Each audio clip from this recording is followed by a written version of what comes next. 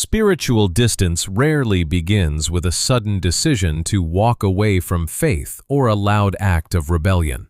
In reality, many of us continue all the routines of a Christian life while silently losing our sensitivity to the Holy Spirit.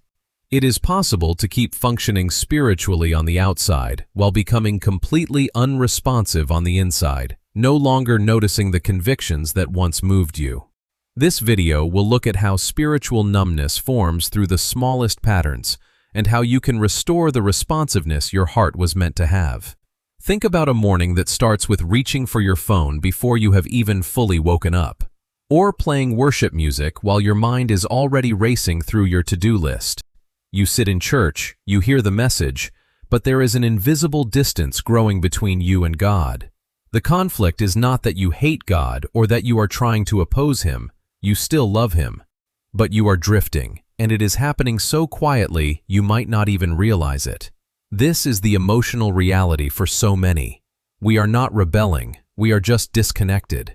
Today, we are going to identify what is causing that sensitivity to fade, why convictions feel weaker than they used to, and how to find your way back to a heart that responds.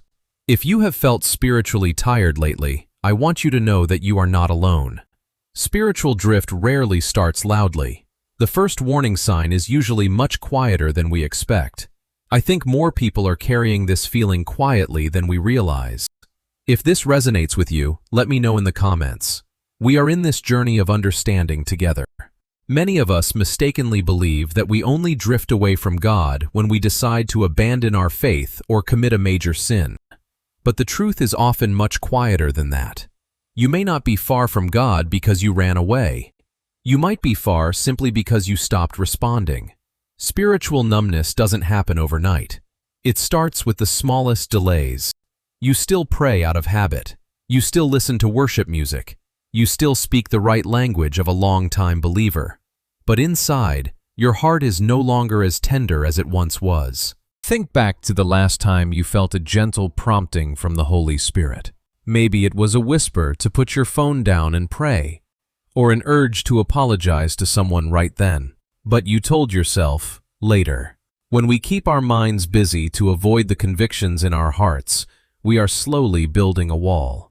As it says in Hebrews chapter 3, verse 15, "Today, if you hear His voice, do not harden your hearts." This numbness is often mistaken for exhaustion or work-related stress, but in reality, it is an emotional adaptation after ignoring His still, small voice too many times. You are still functioning, but you are no longer sensitive. Are you mistaking a dry season for a heart that is slowly becoming calloused? Do not grieve the Holy Spirit, as warned in Ephesians chapter 4, verse 30. Because once the heart learns to live without responding, the next danger is even quieter. We begin to confuse busyness with obedience. Some people are not actively rejecting the Holy Spirit anymore. They simply stopped noticing Him. This brings us to a haunting question. If a person can still function normally and live a moral life, yet be completely disconnected from that inner voice, what is actually happening inside their soul? Could it be that we are no longer walking with God, but simply walking out of habit? You can carry the language of faith and still lose the tenderness of fellowship. Many of us fall into a dangerous state, functional Christianity. This is when faith becomes a routine instead of a relationship. You still go to church, you listen to sermons, you use scripture, you know how to say all the right things at the right time, but you no longer tremble in the presence of God. The problem is not your spiritual discipline. The problem is when outward rhythm replaces inward surrender. Think about your heart. Has worship stopped moving you? When prayer becomes a duty to fulfill rather than a conversation to cherish, that is dangerous. We begin to postpone repentance and rationalize our convictions, rather than letting the Spirit soften us. In Revelation chapter 2, God warns the church in Ephesus, "You have abandoned the love you had at first." They were hard workers, they were patient, but they had lost their tenderness toward Him. Jesus said in John chapter 15, verse 5, "Apart from me, you can do nothing. The Holy Spirit does not just want you to function for God. He wants you to live with God. True backsliding can happen while you still look very spiritual on the outside. Because when tenderness fades, the heart begins to protect exactly what the Spirit is trying to heal. What you call protection may be the wall keeping healing out. When we are hurt, we naturally learn to protect ourselves. But sometimes, self-protection turns into resistance against the Holy Spirit. We build walls, and then we call them wisdom. Unforgiveness protects you from being hurt again, but it also locks the door to your healing. Pride protects your image, but it blocks the flow of grace. Hidden compromise protects your comfort, but it destroys your intimacy with God. Have you ever avoided praying about a specific area of your life because you knew God would ask you to change?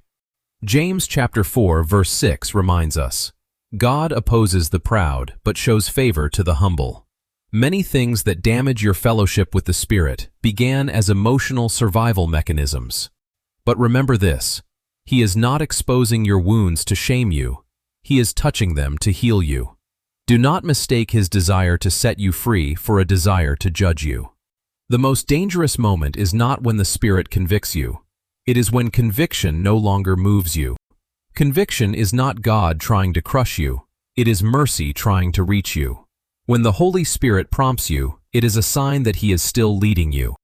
But if you keep delaying, excusing, and rationalizing, you are not just postponing obedience. You are training your heart to ignore His voice. Repeated delay is a form of spiritual training. Every time you know you should end a wrong relationship, or forgive an old hurt, or return to prayer, but you choose distraction instead, your heart learns a new pattern, to hear but not to follow. As it says in 1 Thessalonians chapter 5 verse 19, do not quench the Spirit. This is the most dangerous place to be. It is not that God is silent. It is that you have become comfortable with not responding. If that pattern continues long enough, you reach a frightening place. Still hearing words about God, but no longer being moved by God. The way back is not performance. It is response. Do not mistake the journey home for a test of perfection. The Holy Spirit is not waiting for you to prove yourself. He is inviting you to be responsive. Restoration does not require a grand gesture. It begins with a small step of obedience. Where does it start? It starts with that apology you have been avoiding, a sincere prayer after weeks of silence, a decision to turn off the noise for just 5 minutes, or one simple act of obedience you previously ignored. Start there. Repentance is not a shame ritual. It is the doorway back into fellowship. In Psalm 51, David prayed, "Create in me a pure heart, O God, and renew a steadfast spirit within me."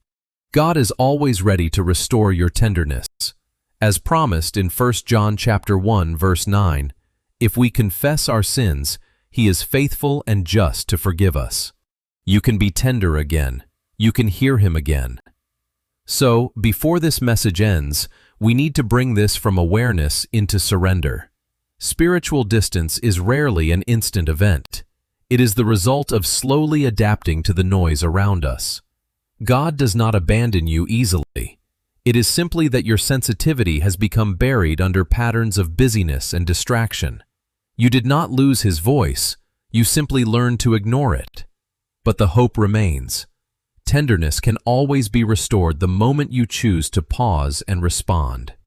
If you stayed through this message until the very end, I know you are someone seeking something deeper than a surface-level faith. You are part of those who still value the conviction of the Spirit and long for a heart that remains truly tender before God. Let us keep learning how to stay sensitive to His voice. If this connected with something personal in your life, I would love to hear your thoughts in the comments below. What is one area where you want to become more responsive again? You are always welcome here if you want to keep growing in this kind of quiet, grounded faith. The Holy Spirit is still drawing near, waiting for your response. Do not be afraid. Tenderness can begin again today.